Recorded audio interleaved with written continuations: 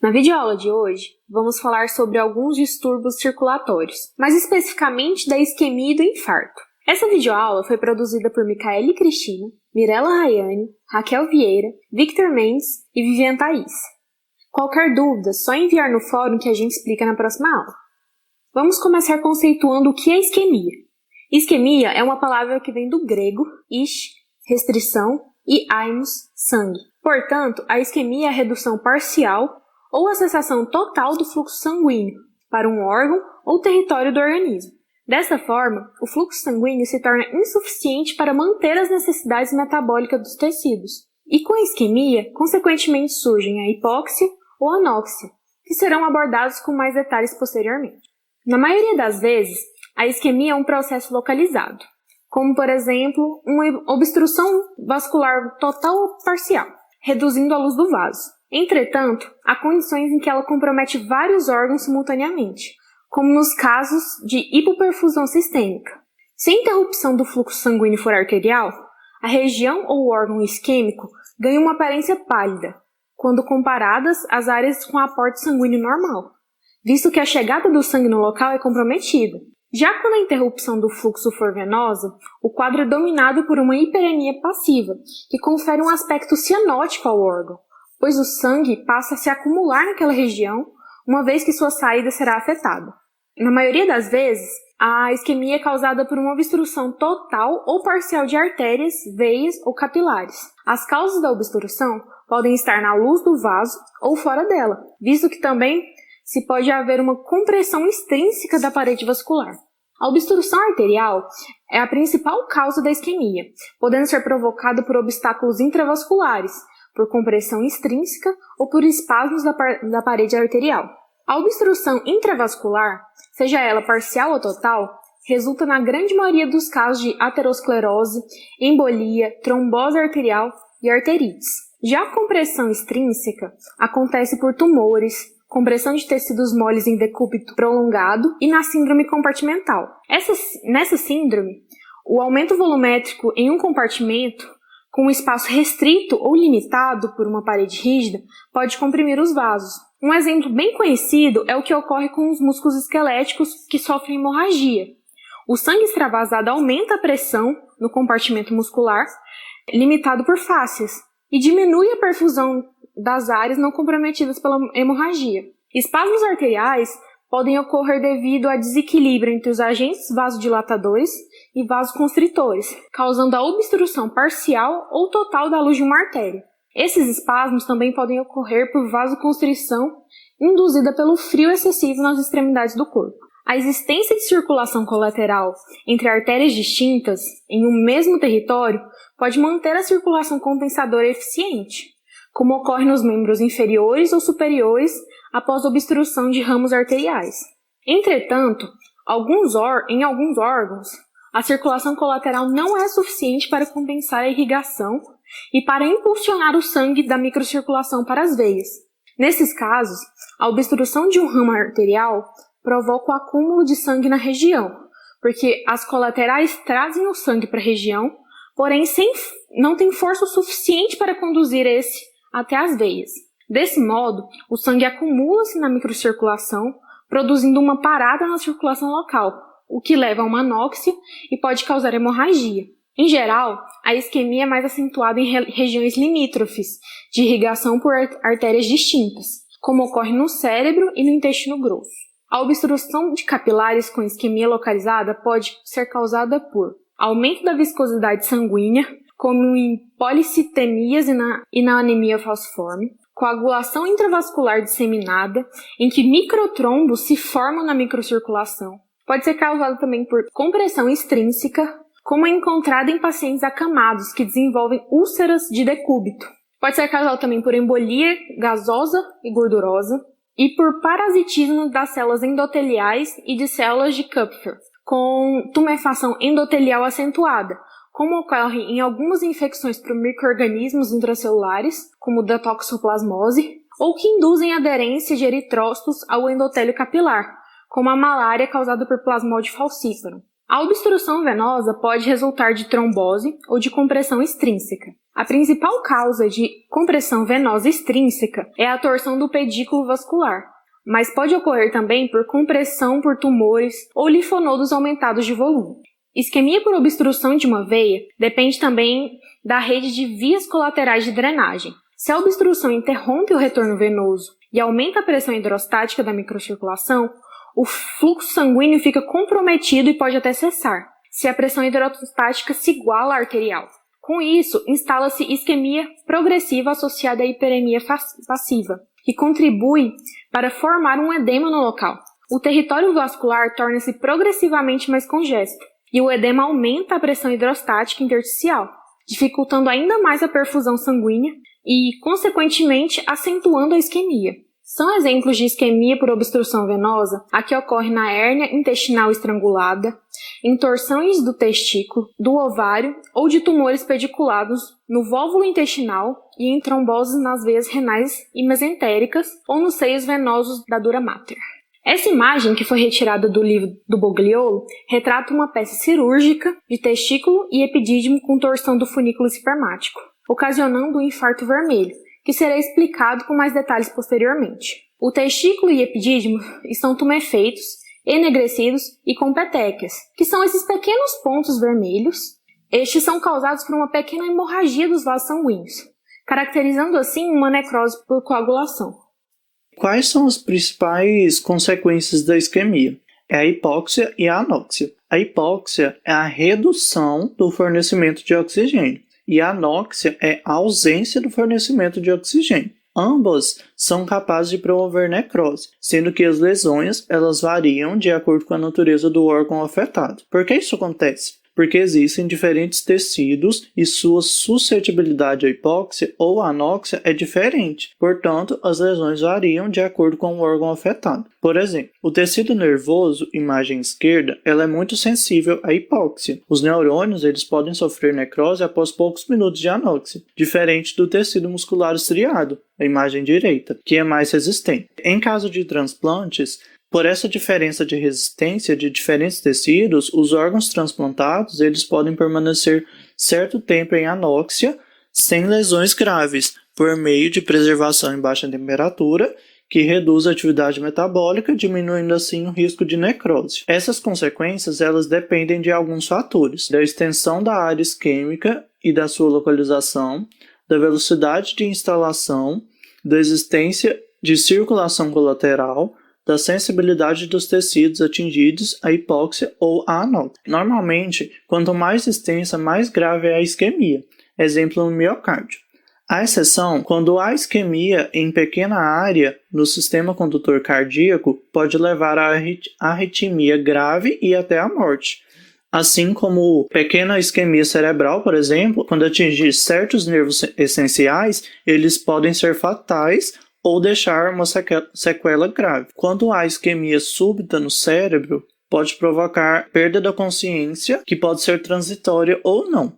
Se for transitória, a recuperação da consciência logo após o restabelecimento do fluxo sanguíneo, como na arritmia cardíaca, que resulta em queda do débito cardíaco, onde o paciente perde a consciência, mas se recupera quando a circulação volta ao normal. Essa perda da consciência ela ocorre por causa da queda no suprimento de glicose e oxigênio. Quando o fechamento de um ramo coronário provoca isquemia em certa área do miocárdio, pode causar morte súbita, antes mesmo de aparecer lesões morfológicas. Portanto, mesmo sem lesão estrutural, pode ocorrer alteração molecular e funcional. E quando há isquemia de instalação lenta e progressiva? Quando isso ocorre, o fornecimento de nutrientes ele é reduzido e a adaptação dos tecidos à nova instalação. Então, pode aparecer degenerações, como, por exemplo, a degeneração hidrópica, onde há o acúmulo intracelular de água. As células tendem a hipotrofiar-se e há a redução do número de células por apoptose. E por último, pode ocorrer o aumento da matriz extracelular. E quando que essas alterações elas irão ocorrer? Elas podem ocorrer quando há aterosclerose nas coronárias com lesão difusa nos ramos. Então, o miocárdio ele torna-se hipotrófico, aumento da matriz extracelular e a hipotrofia das miocélulas.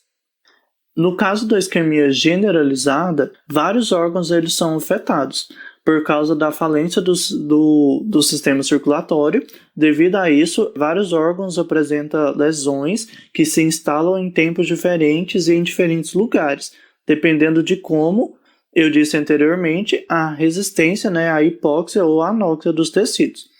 Também a sensibilidade à isquemia é um importante fator. Células metabolicamente muito ativas, como os neurônios, as células do miocárdio, são mais sensíveis. Já as células do tecido conjuntivo eles são mais resistentes. Na fase avançada, ela ocorre necrose hepática centrolobular, pois ela é naturalmente menos oxigenada, e no encéfalo ocorre necrose nas áreas onde a perfusão é menor. O infarto ele corresponde a uma área de necrose tecidual causada por isquemia prolongada, por interrupção do fluxo sanguíneo venoso ou arterial, sendo que o arterial é o mais comum. Ele é a principal consequência que uma isquemia pode causar e ele pode ser de dois tipos. Pode ser o infarto branco ou o infarto vermelho, que é o hemorrágico.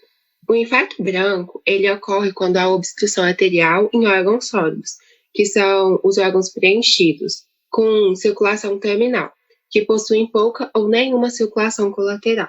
É interessante falar que aqueles órgãos ou territórios que são supridos por ramos colaterais podem evitar que ocorram esse tipo de lesões isquêmicas, especialmente se eles forem formados por tecidos que de forma natural resistem mais à hipóxia ou à anóxia.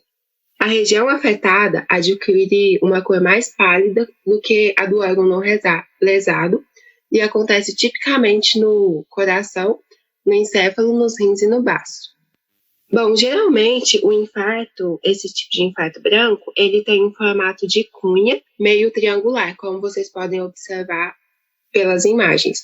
O clareamento, como eu disse, da área que sofreu esse infarto, ele vai se tornar mais evidente devido à lista das hemácias remanescentes na área infartada e por meio da difusão da hemoglobina através dos tecidos.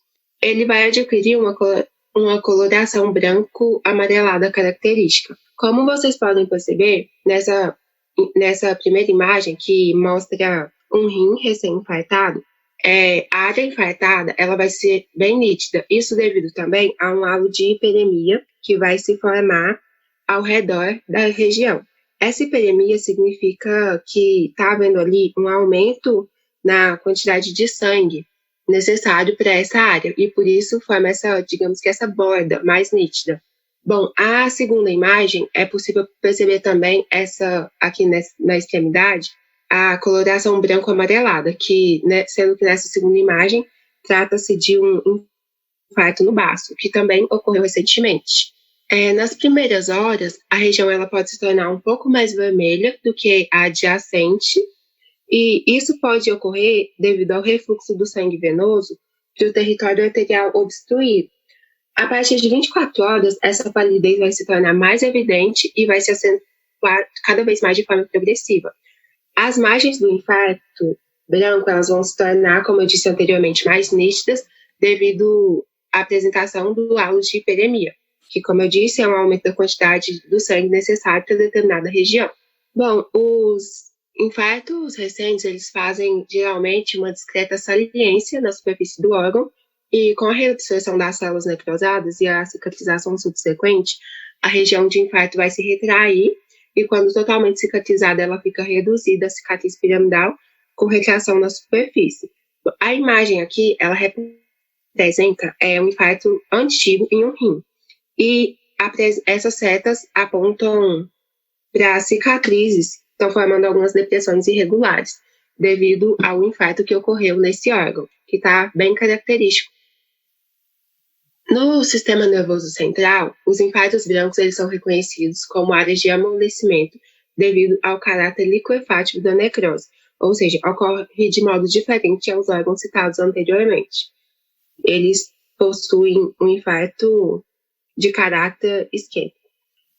Esses infartos, eles geralmente vão se curar devido à reabsorção do material necrótico por meio de macrófagos que vão tomar um aspecto espumoso, por conta da fagocitose da mielina.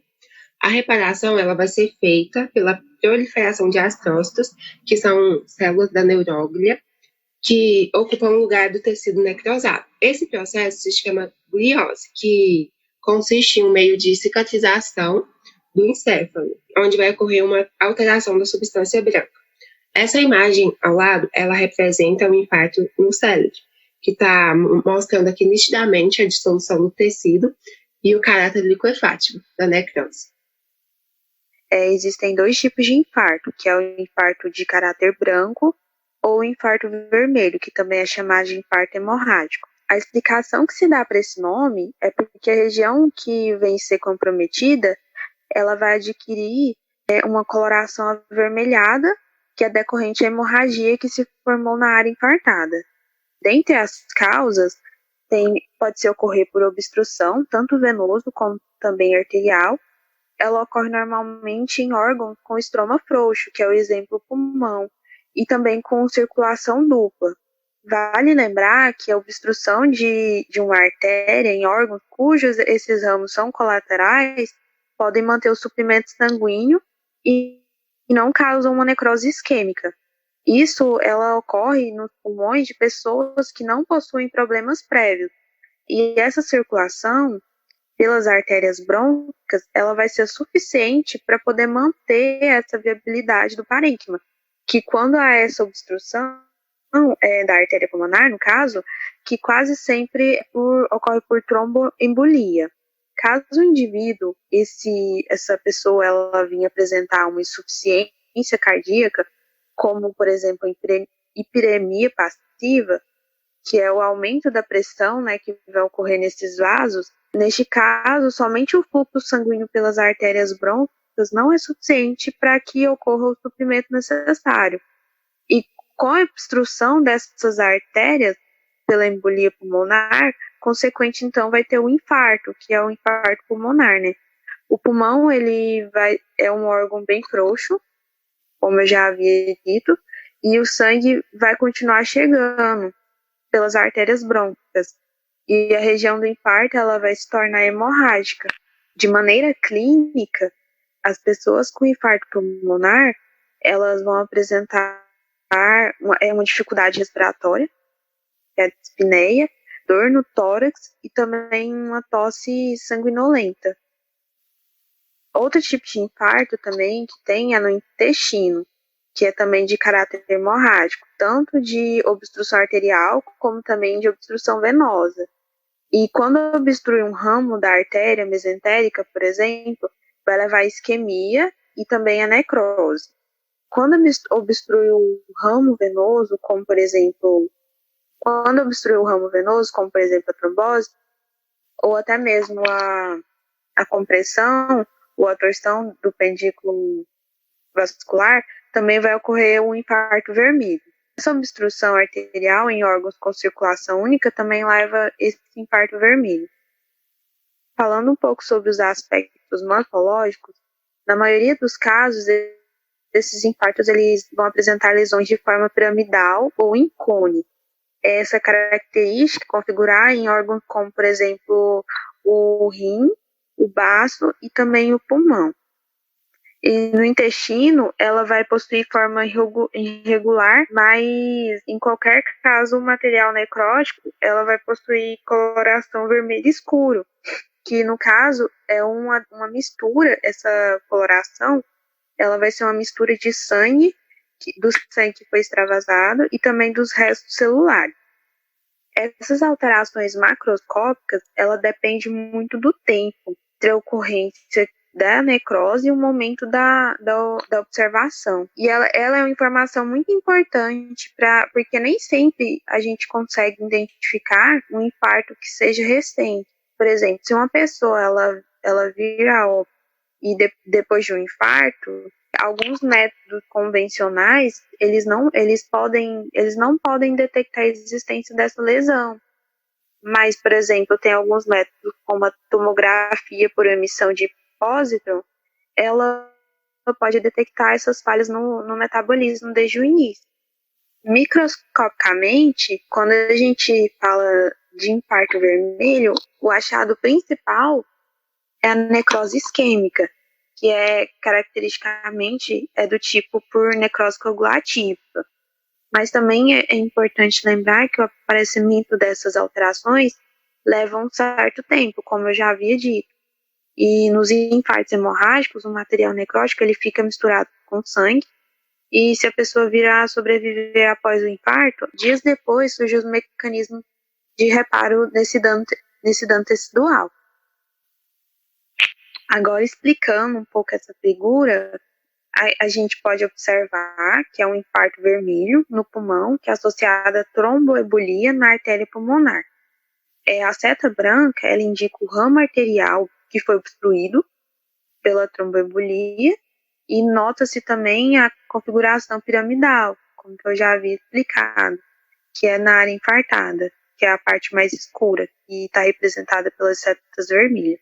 A evolução do infarto está diretamente relacionada ao tempo após a isquemia. As alterações microscópicas estão representadas nessa tabela. Entre a primeira e a sexta hora, apresentam miocélulas cardíacas com bandas de contração, falha na redução do NBT e diminuição na coloração com fluoxina. Entre 6 e 18 horas, observa-se necrose por coagulação. As bandas de contração estão na região periférica, há focos de hemorragia e o início de uma infiltração de neutrófilos. Entre 18 e 24 horas, persiste a necrose e as bandas de contração estão na periferia da lesão. Entre 24 e 72 horas, a necrose completa-se com extensa cariólise e a infiltração de leucócitos com predomínio de neutrófilos, mas com algumas células mononucleadas. Entre 4 e 14 dias, o infiltrado inflamatório torna-se de maioria mononucleares, com numerosos macrófagos e número crescente de linfócitos. Há o início da neoformação vascular e disposição de matriz extracelular, dando início ao processo cicatricial. Entre 14 e 21 dias, a neoformação vascular torna-se menos evidente e, junto com a disposição de matriz extracelular e a síntese de colágeno, inicia-se a formação de cicatriz. Entre a quarta e a sétima semana, há um aumento progressivo da disposição de colágeno tipo 1, com redução dos números de vasos neoformados, dando início à remodelação da cicatriz com a retração cicatricial. As consequências e a gravidade dependem basicamente da extensão do infarto e do órgão acometido, podendo passar despercebido como os infartos renais ou esplênicos, ou são fatais como os infartos no miocárdio, nos pulmões, nas alças intestinais e no encéfalo. Os infartos no tronco encefálico afetam mais frequentemente a via piramidal, deixando sequelas motoras. Porém, há chance de maior fatalidade quando comprometem áreas vitais, como o centro cardiorrespiratório. Já os infartos do miocárdio também são potencialmente graves, pois podem levar à morte por insuficiência cardíaca, arritmias e outras complicações. Outra consequência é a necrose isquêmica nos membros inferiores. É causada por aterosclerose grave e é mais comum em indivíduos diabéticos. Evolui para gangrena e é a principal causa de amputação desses membros em adultos. Já a gravidade dos infartos nos pulmões está relacionada com a embolia pulmonar e o tamanho do êmbolo, pois os maiores podem interromper completamente a circulação pulmonar, levando à morte do paciente. Os infartos intestinais manifestam-se com um quadro de abdômen agudo e têm alta taxa de letalidade. Caso a lesão não seja removida cirurgicamente, há a evolução de gangrena por crescimento de micro-organismos anaeróbicos na microbiota endógena. Os infartos esplênicos extensos, por sua vez, cursam com alterações hematológicas decorrentes da hemocaterese deficiente ou com complicações infecciosas por bactérias encapsuladas. Já os infartos renais podem manifestar-se com dor na lombar e hematúria, mas geralmente são pouco extensos para levar à insuficiência renal, exceto em casos de ateroembolismo maciço. Os infartos evoluem para a cura com cicatrização ou gliose, no caso do sistema nervoso central, que pode ser completa, resultando em cicatriz retrátil, ou incompleta, com formações de cistos, porém é mais raro. Nas áreas debilitadas, os infartos podem complicar-se com colonização e proliferação de bactérias anaeróbias, originando abscessos ou gangrenas. E a cura dos infartos por calcificação é bastante rara.